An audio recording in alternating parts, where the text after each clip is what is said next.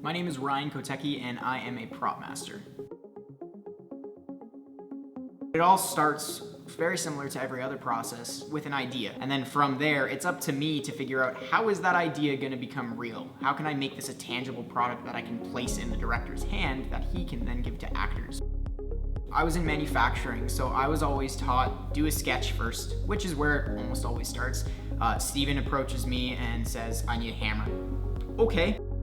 In big budget Hollywood movies, they're lucky that they usually create at a bare minimum 3 of every prop. And that's the hero prop, the stunt prop, and then the in-between is what I call it. I don't always have the budget to do that, so generally I have to figure out, what wear and tear this is gonna see. Is it gonna be foam? Is it gonna be 3D printed? Is it gonna be plastic? Is it gonna be handmade out of wood? There's lots of different options. Generally, for me, I go to foam because I like foam a lot. It's fantastic for making hero props that are also stunt props. All of the weapons in Deviance, the axes and the hammers, I guess there's only 1 of each, but we made 4, were made out of foam completely, except for the wooden handle. And that was because they needed to be able to swing them around and hit other actors and, not cave their skull in, which if I handed them 10 pounds of 3D printed plastic, it might hurt a little bit more than a foam block to the head.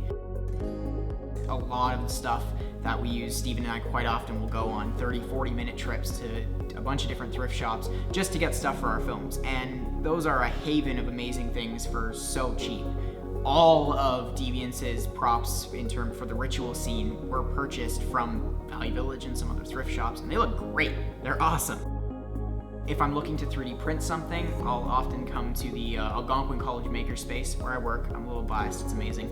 We have materials and printers, the ones behind me. These are all printers that we have access to do printing for props. So sometimes I'll come here and spend, a week or 2 just printing parts for different props. Once again, like I said, with Deviance, we had a week.